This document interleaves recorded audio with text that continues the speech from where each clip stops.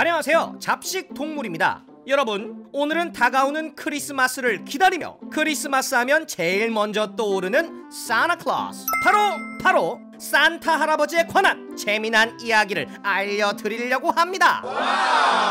어릴 적 겨울만 되면 밤마다 그토록 기다리던 우리의 우상 산타 할아버지. 제가 한 10살쯤, 그러니까 초등학교 2, 3학년 정도 되었을 때였을까요? 산타 할아버지의 정체를 알고 받았던 그 충격은 말로 표현할 길이 없지만, 아무튼 산타 할아버지는 착한 아이들에게 선물을 가져다 주시는 무척이나 감사한 분임은 변함없는 사실입니다. 울면 안 돼 산타 할아버지가 우는 아이에겐 선물을 안 주신대. 뚝! 그러니까 부모님 말 잘 들으시라고요. 아셨죠?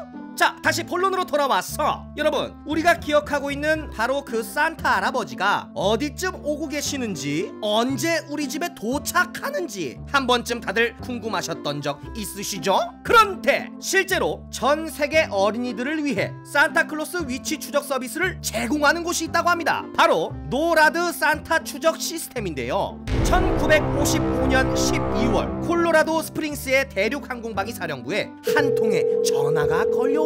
바로 전쟁이 터질 때 사용되는 긴급 직통 전화로 말이죠. 그리고 그날 밤 당직 근무를 서던 해리숍 대령은 산타 할아버지의 현재 위치를 알려주세요 라는 한 소녀의 전화를 받게 됩니다. 아니 잠깐만요. 아니 이게 대체 무슨, 어떻게 된 일이에요? 이는 크리스마스 시즌 콜로라도 스프링스에 있는 한 백화점이 어린이들에게 산타 할아버지와 통화를 할 수 있다면 나눠준 광고지에서 비롯되었는데요. 바로 광고지의 전화번호가 인쇄 실수로 그만 북극 전화번호 대신에 미 본토 방공사령부의 직통 전화번호로 잘못 기재된 거였죠. 그러나 당시 전화를 받았던 해리숍 대령은 어린이들에게 잘못 전화를 걸었다라는 사실을 알려주는 대신 산타의 위치를 알려주었죠. 산타 할아버지는 지금 북극에서 남쪽으로 내려가고 있어요 라고 말이죠. 그리고 이를 계기로 북미 항공우주방위 사령부는 내년 크리스마스에 산타 할아버지의 위치를 추적해 아이들에게 알려주는 프로젝트를 진행하게 되었는데요.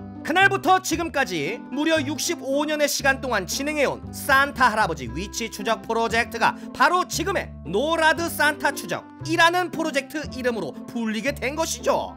노라드 산타 추적의 활동은 12월 24일부터 12월 25일까지 진행되며, 이 시기에는 공군뿐만 아니라 해병대와 그의 가족들까지 모두가 함께 동원하여 매년 1,500여 명의 자원봉사자가 일을 한다고 합니다. 또한 2012년에는 미셸 오바마가 전화응대 봉사를 했었을 정도로 많은 사람들의 관심을 받고 있죠. 한 회사의 인쇄 실수로 시작된 이 프로젝트가 지금은 미 국방부의 가장 큰 지역사회 봉사 프로그램 중 하나로 인정받고 있다고 하니 참 뜻깊고 의미 있는 일인 것 같습니다. 혹시나 여러분들도 산타 할아버지가 지금 어디쯤 오고 계시는지 궁금하시다면 노라드 산타 추적 서비스를 한번 이용해보시면 좋을 것 같네요.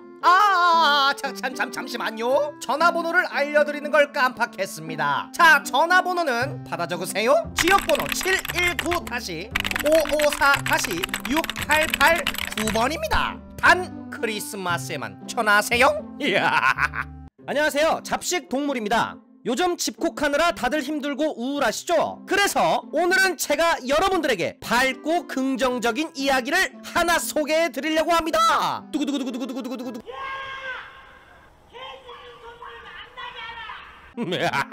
자, 그럼 바로 2021년 핫 키워드인 주식과 부자 되는 법, 그리고 한국의 워렌 버핏 존리의 이야기를 시작하도록 하겠습니다. 잠시만요. 그런데 존리가 누구냐고요? 지금 막 주식을 시작한 주린이들 모두 집중!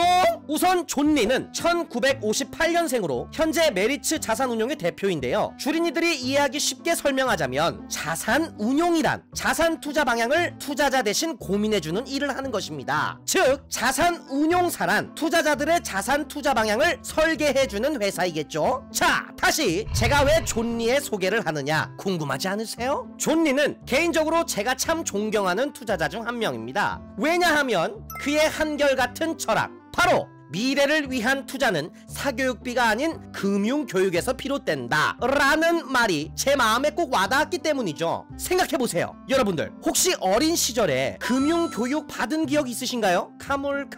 대한민국 국민의 92.4%가 금융교육 경험이 없다고 합니다. 이거 아주 이상하고 놀라운 결과 아닌가요? 아니, 자본주의 사회에서 자본을 가르치지 않는다니. 네? 뭐라고요? 그러니까 지금 배우러 들어온 거 아니냐고요?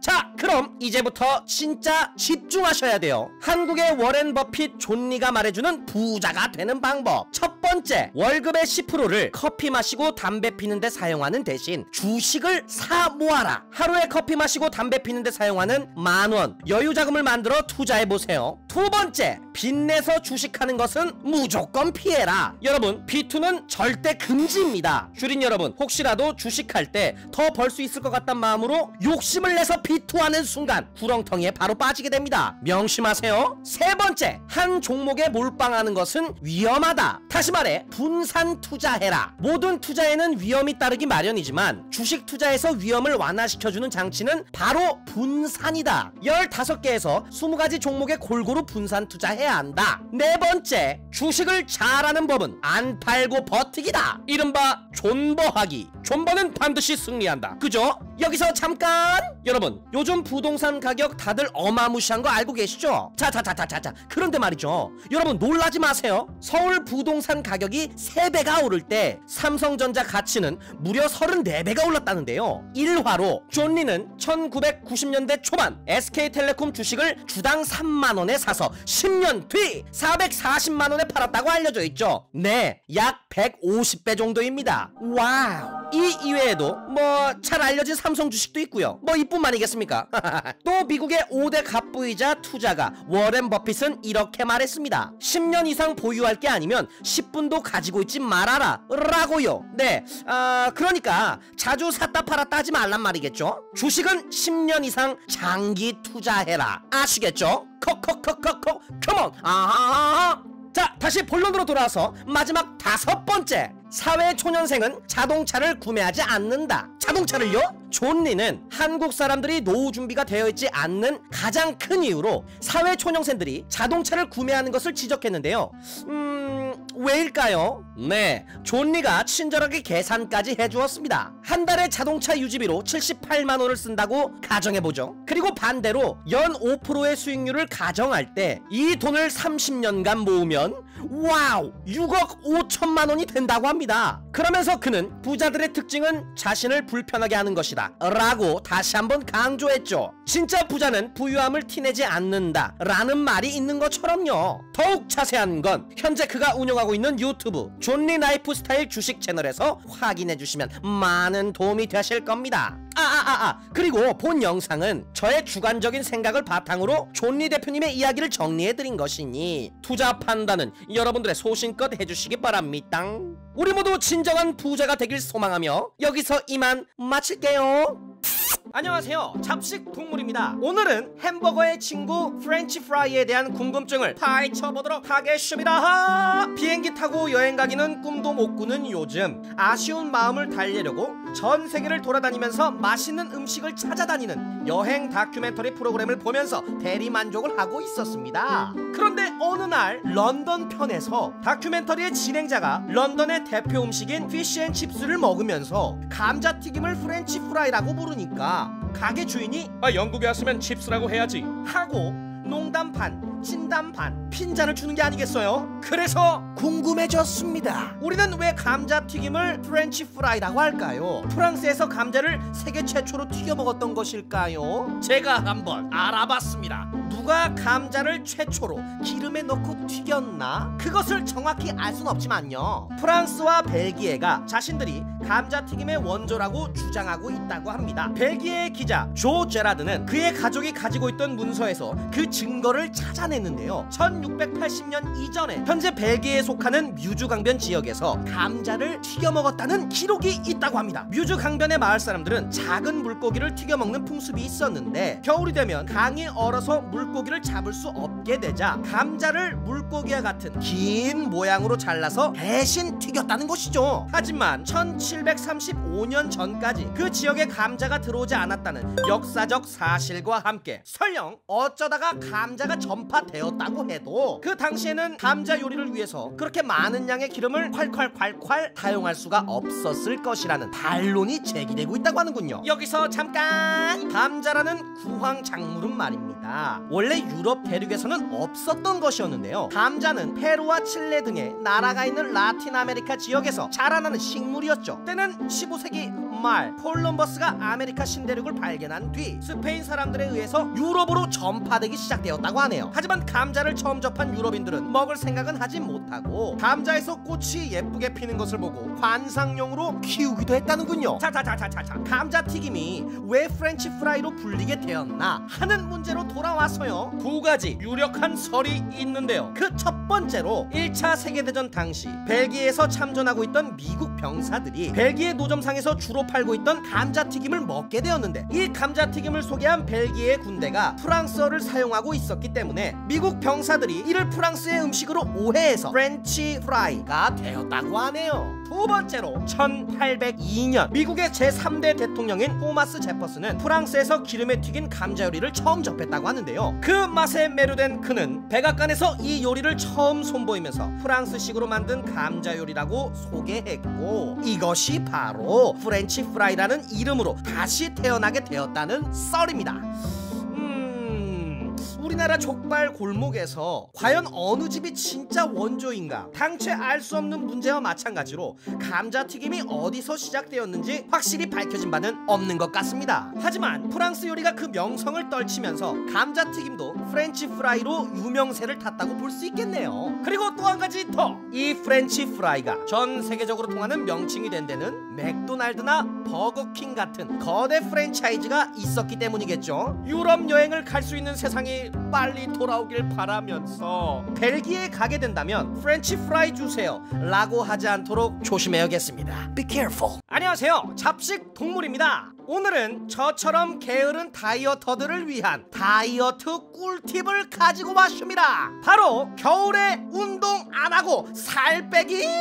이게 말이 되냐고요? 네, 이론상으로 과학적 증거가 있는 얘기니까 여러분들이 이 방법을 따라 하시면서 굳이 평소보다 더 많이 드시고 더 적게 움직이지만 않으신다면 겨울에 운동 안하고 살 빼기, 이거 가능한 이야기입니다. 볼륨 키우고 화면 앞으로 다가오세요. 자, 먼저 여러분들은 겨울하면 어떤 생각이 떠오르시나요? 쉽게 여름과 대비해서 말이에요. 네, 여름은 노출의 계절로 누구나 다이어트를 하기로 굳게 다짐하는 아주 핫한 계절이죠. 반면에 겨울은 내 몸뚱아리를 5단에 꽁꽁 숨길 수 있어 다이어트와 잠시 손절하시는 분들이 유독 많아지는 계절인 것 같은데요.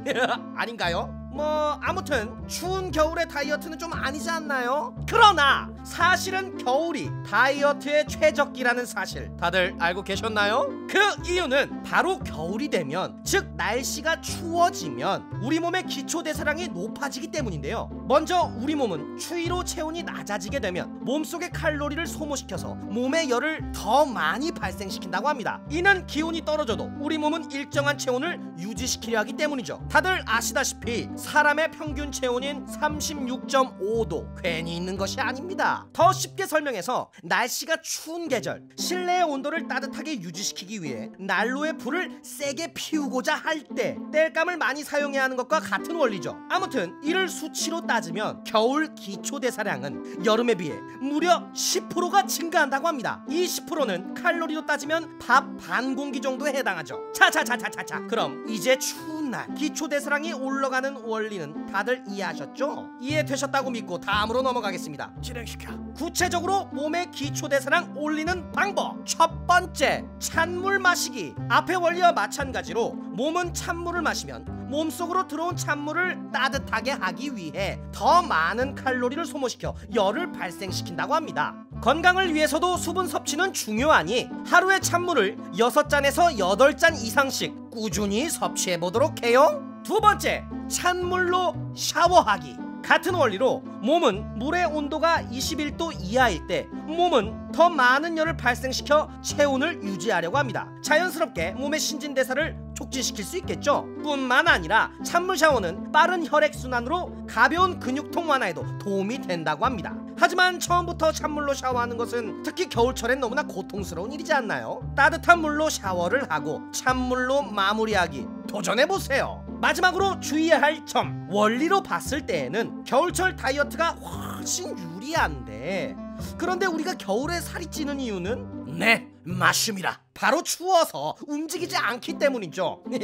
그러니까 겨울에 살이 더 찐다고 착각하는 것은 다 우리 탓이라고요. 평소에 운동을 열심히 하던 사람이라면 지방을 태우는 것에 신체가 잘 적응이 되어 있기 때문에 겨울철에 운동을 하면 다이어트 효과를 훨씬 더 드라마틱하게 볼 수 있다는 사실 이미 알고 있을지도 모릅니다. 무리하지 말고 하루 조금의 스트레칭이라도 좋습니다. 평소와 같은 생활 습관이라면 겨울에 살 빼기 유리합니다. 그러니까 앞으로는 겨울을 살찌는 계절로 탓하지 말고 겨울의 다이어트 효과 2배로 얻어가자고요. Let's get it on! 안녕하세요, 잡식 동물입니다. 오늘은 반려견이 먹으면 안 되는 음식에 대해 알아보도록 하겠습니다. 어느 날 제가 캠핑을 하고 있는데 캠핑장에 살고 있는 개가 제 텐트에 빼꼼하고 놀러 왔더라고요. 너무 귀여워서 제가 먹고 있던 육포를 조금 나눠줬거든요. 아니 근데 이 녀석 반응이 세상에 이런 맛이? 라고 하는 것 같았어요. 꼬리까지 살랑살랑 흔들면서 계속 제 육포를 탐내더니 잠깐 한눈 파는 사이에 남은 육포를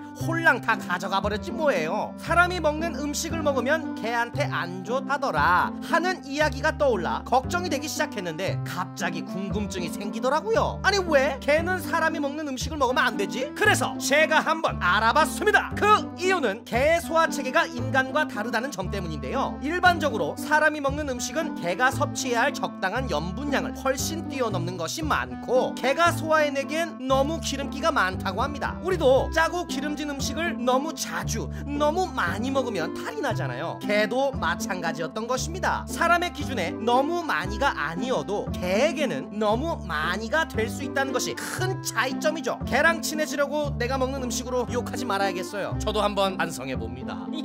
제가 조사하다 보니까 아주 조금만 먹어도 성분상으로 개에게 매우 치명적인 음식들이 있더라고요. 그래서 개가 절대로 먹으면 안 되는 음식들에 대해 알려드리도록 하겠습니다. 첫 번째, 초콜릿. 반려견이 있는 사람들에게 초콜릿을 주면 안 된다는 사실은 이미 잘 알려져 있다고 하는데요.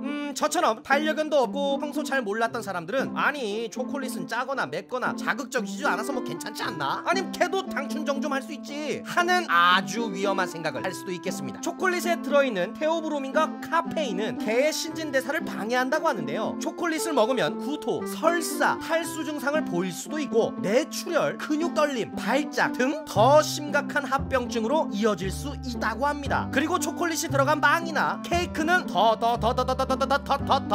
독이 된다고 하니 절대 먹이지 말아주세요. 두 번째로는 양파와 마늘입니다. 양파와 마늘은 우리 몸에 좋은 대표적인 음식이기 때문에 개에게도 이로울 것이란 착각을 하기 쉬울 것 같습니다. 하지만 마늘에 들어있는 티오황산염과 양파에 들어있는 N프로필 이황화물이라는 화학물질이 개 적혈구를 손상시켜 빈혈을 불러일으킬 수 있다고 합니다. 개가 빈혈에 걸리게 되면 무기력, 허약, 식욕 감퇴, 실신 등 다양한 증상을 보인다고 하고요. 심한 경우 수혈을 해야 한다고 하네요. 잎이나 주스, 가공된 가루 등 모든 형태가 개에게는 다 독이 될 수 있다고 하니 주의해야겠습니다. 세 번째, 위험한 과일들. 개에게 독이 되는 과일들이 있는데요. 바로 포도와 레몬, 라임, 그리고 아보카도입니다. 포도에 함유된 화합물은 개의 신장을 망가뜨릴 수 있습니다. 빨간색이건 초록색이건 껍질이건 알맹이건 모든 종류의 포도에 해당한다고 하네요. 그리고 특히 건포도는 개에게 독이 되는 성분이 더 농축되어 있기 때문에 적은 양으로도 급성심 부전을 일으킬 수가 있고 사망에까지 이를 수 있다고 합니다. 다음으로는 레몬과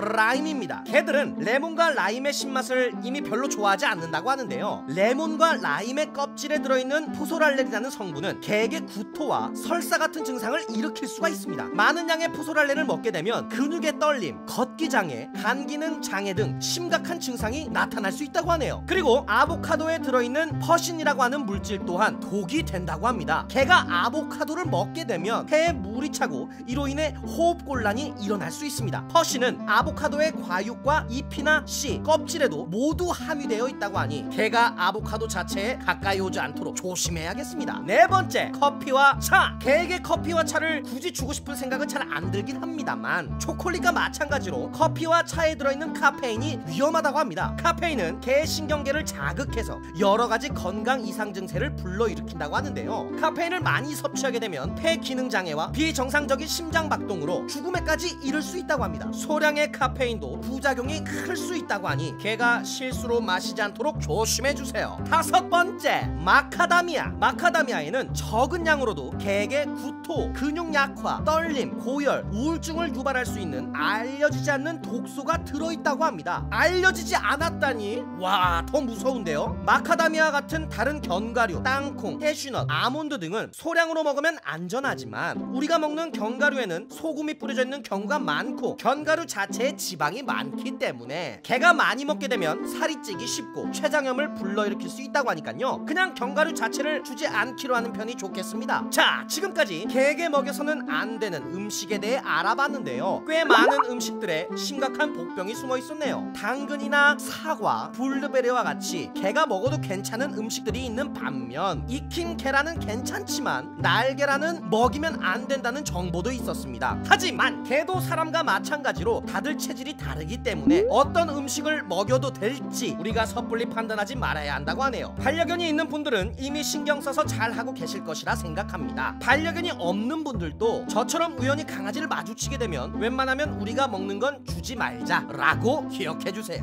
안녕하세요, 잡식 동물입니다. 오늘은 지구상에서 가장 강력한 무기인 핵을 가지고 있는 나라에 대해 알려드리려고 합니다.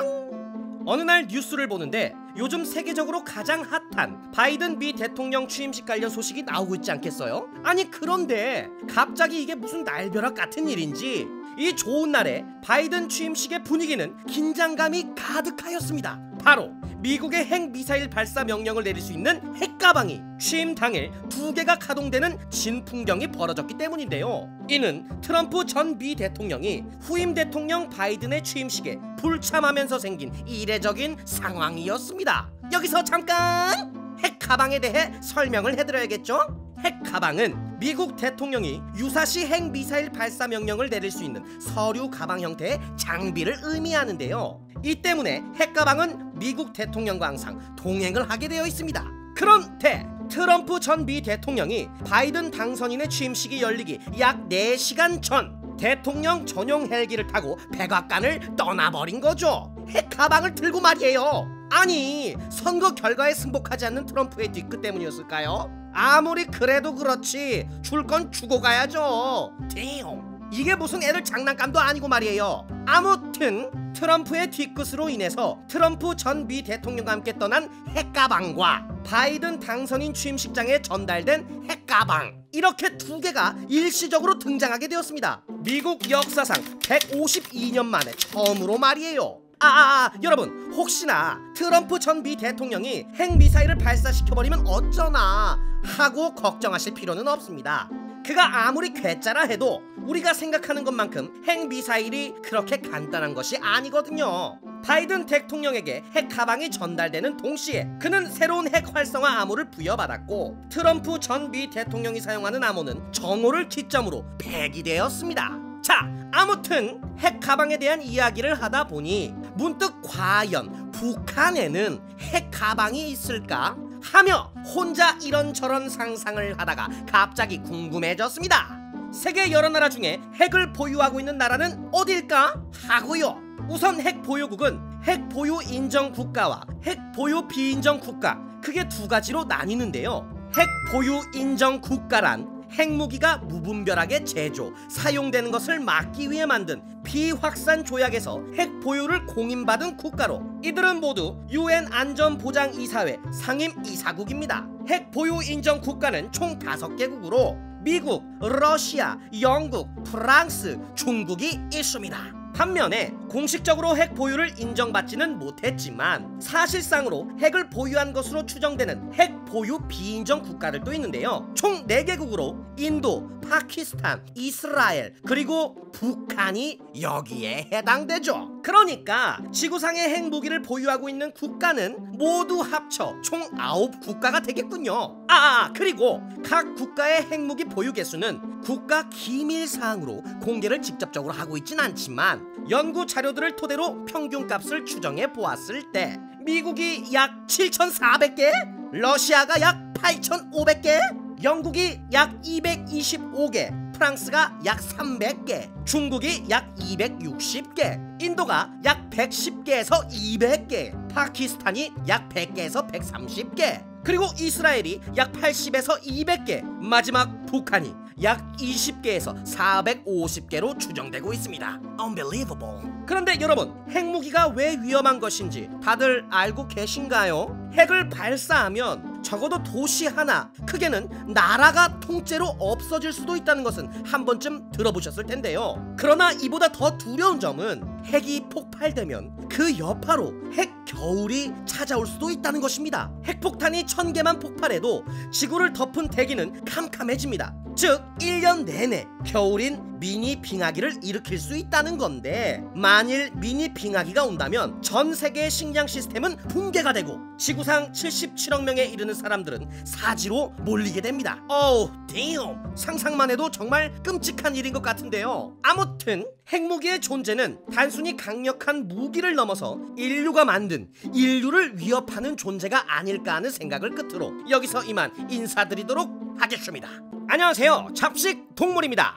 여러분, 수컷이 새끼를 낳는 동물이 있다는 거 알고 계신가요? 세상에서 유일하게 수컷이 임신을 하고 새끼를 낳는 신기한 동물이 있다고 해서 제가 한번 알아봐 쇼메라! 그 주인공은 바로 해마인데요. 바다의 말 해마, 영어로는 sea horse가 되겠습니다. 해마는 실고기목 실고기과의 물고기로 겉모습이 말을 닮았다 하여 해마라고 불리게 되었습니다. 그런데 해마 입장에서는 아니 말이 나를 닮은 거지 라고 억울해할 수도 있겠다는 생각이 드네요. 저도 어렸을 적 수족관에서 해마를 본 적이 있는데요. 돌돌 말려있던 꼬리가 쭉 펴지는 모습을 보고 신기하던 기억이 납니다. 해마는 평소에 등에 붙어있는 지느러미를 좌우로 움직이면서 헤엄을 치다가 힘이 들거나 바다의 조류에 휩쓸릴 것 같다고 느껴지면 몸이 떠내려가지 않도록 산호가지 같은 곳에 꼬리를 감고 매달리는데요. 그래서 해마들은 깊은 바다로 내려가지 못하고 몸을 의지할 만한 산호나 해조류가 사는 얕은 수심의 연안에 모여 산다고 합니다. 이런 해마는 일생을 일부 일처제로 살고 수컷이 새끼를 낳는 특이한 동물인데요. 번식기가 되면 암컷과 수컷이 서로의 꼬리를 감아 교미를 하는데, 이때 암컷이 수컷의 배에 있는 주머니 속에 알을 집어넣습니다. 이때 수컷 해마는 주머니에 들어온 알을 수정시켜서 품게 되는데요. 인간 엄마들의 자궁처럼 수컷 해마의 주머니는 온도, 혈류, 염도를 조절해주고 산소와 영양을 공급하면서 이 수정란을 키운다고 합니다. 수컷 해마는 알을 품어서 돌보는 것에서 끝나는 것이 아니라 알을 부화시키고 난 뒤 태어난 새끼 해마가 어느 정도 자랄 때까지 뱃속에서 키운 다음 몸속에서 내보낸다고 하네요. 와우. 과학자들은 해마의 수컷이 새끼를 낳도록 진화해온 이유를 수컷이 더 많은 새끼를 빨리 낳을 수 있게 하고 이로 인해 종의 생존 가능성을 높이기 위해서라고 보고 있습니다. 아빠 해마가 배에서 새끼들을 키우고 있는 동안 엄마 해마는 새끼가 태어난 후에 더 많은 알을 수컷 주머니에 이식할 준비를 할 수 있도록 말이죠. 수컷 해마는 한 번에 100명에서 1000명 사이의 새끼를 낳는데요. 아빠의 몸에서 극진한 보호를 받고 태어난 새끼 해마들은 태어나자마자 부모의 보살핌 없이 스스로 살아간다고 합니다. 아니, 태어나자마자 독립이라니 가혹하게 느껴질 수도 있지만 수컷 해마가 임신 중에 충분히 잘 키워졌기 때문에 수정 직후 알을 떠나버리는 대부분의 다른 어종에 비해서 새끼 해마들의 생존율이 상당히 높다고 하는군요. 하지만 그런 수컷 해마의 노력에도 불구하고 현재 멸종위기의 동물이 되고 말았는데요. 해마는 중국어 미국을 비롯한 중화문화권 국가에서 약용으로 쓰였는데 1990년대 이후 경제 성장으로 구매력이 증가한 중국인들의 수요를 맞추기 위해 해마잡이가 급격하게 늘어난 것이 주 원인으로 꼽히고 있습니다. 2004년부터 해마는 멸종 위기에 처한 야생 동식물종의 국제거래에 관한 협의회 동물권에 포함되어 있어 보호를 받게 되었지만 여전히 불법 어업이 끊이지 않고 있다고 합니다. 이런 젠장. 혹시 스쿠버 다이빙이 취미이신 분들은 바다에서 해마를 만나게 되면 사진을 찍어서 올려주는 것만으로도 해마의 연구와 보존에 도움을 줄 수 있는데요. 어디에 사진을 올릴 수 있는지는 제가 아래 글에 적어두도록 하겠습니다.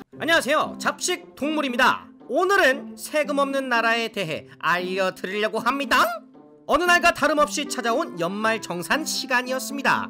누군가에게는 제13의 월급날이라고도 불리며 누군가에게는 배 아픈 날이기도 한 바로 그날, 문득 그런 궁금증이 들더군요.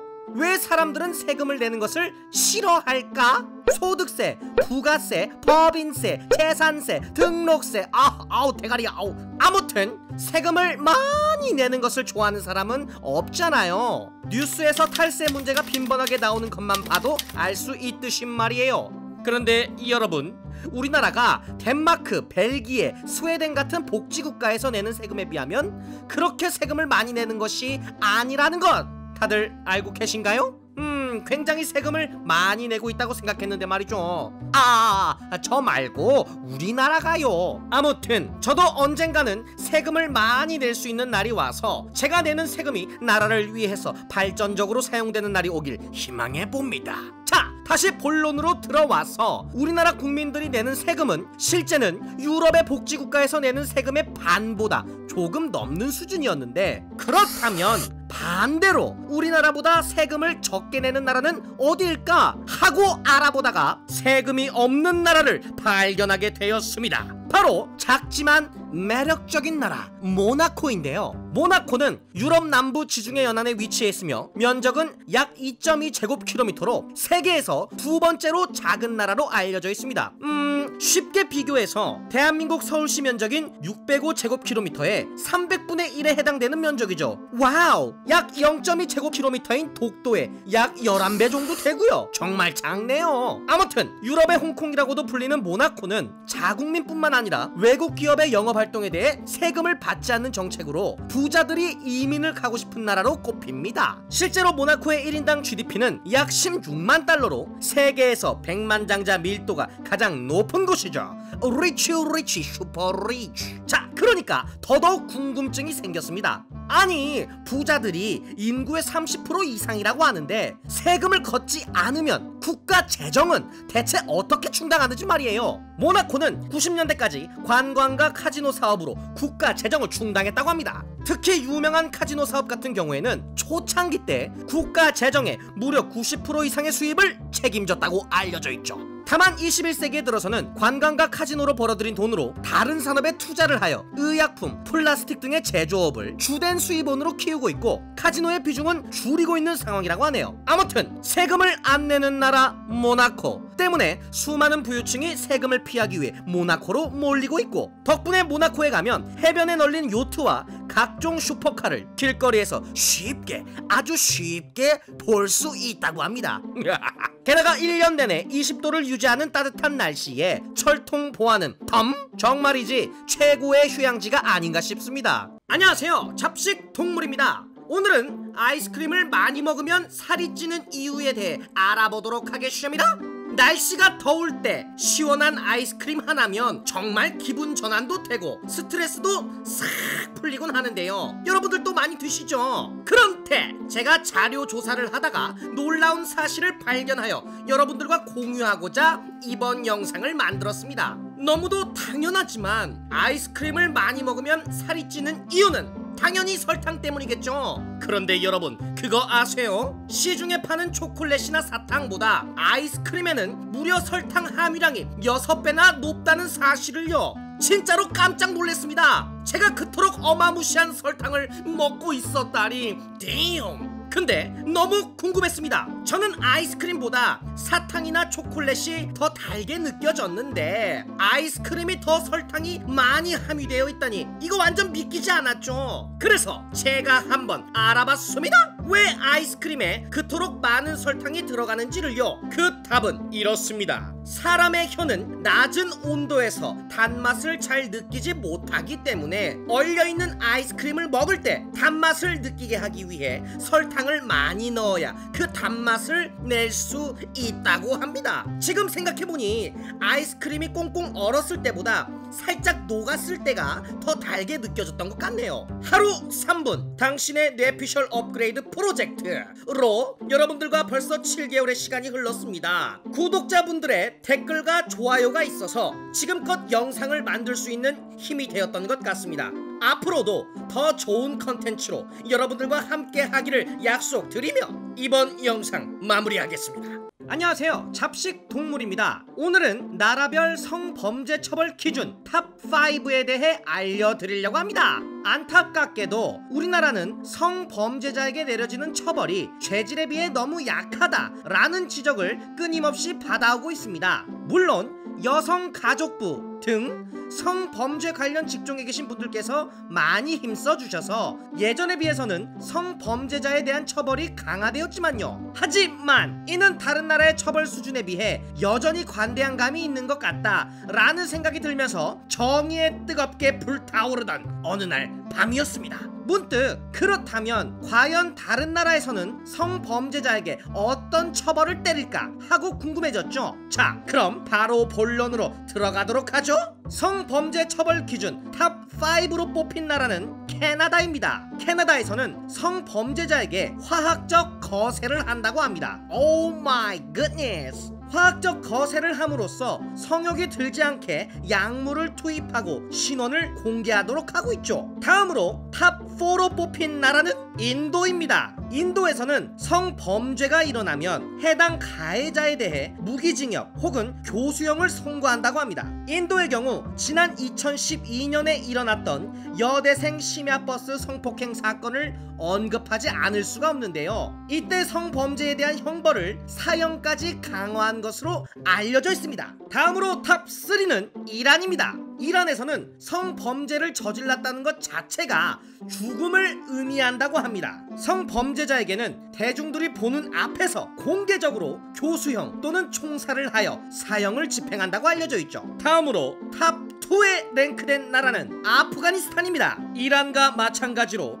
아프가니스탄에서도 성범죄자에게는 자비란 없습니다. 성범죄자는 대중들이 보는 앞에서 총살에 의해 사형을 당하는데, 특별히도 2위에 랭크한 이유는 아프가니스탄에서는 피해자가 성범죄 가해자를 직접 총살하기 때문이었습니다. 자, 마지막으로 대망의 1위로 꼽힌 나라는 중국입니다. 중국이라는 나라는 성범죄뿐만 아니라 거의 반 이상의 범죄에 사형을 선고하는 것으로 알려져 있는데요. 이번 주제에서 1위로 꼽은 이유는 사형과 더불어 성기를 절단하는 엄벌 기준이 있기 때문이었습니다. 지금까지 나라별 성범죄 처벌 기준에 대해서 알아보았는데요. 유쾌한 소식은 아니었지만 다른 나라에서 성범죄자에게는 죄질에 맞는 엄격한 처벌을 내리고 있는 것처럼 우리나라에서도 성범죄자의 죄질에 맞는 처벌을 내림으로써 피해자들의 아픔을 조금이나마 달래주었으면 하는 마음을 끝으로 이번 영상 마무리하도록 하겠습니다. 여러분들도 저처럼 이런 궁금증이 생겼다면 참지 마시고, 머리 때리지 마시고, 싸우지 마시고,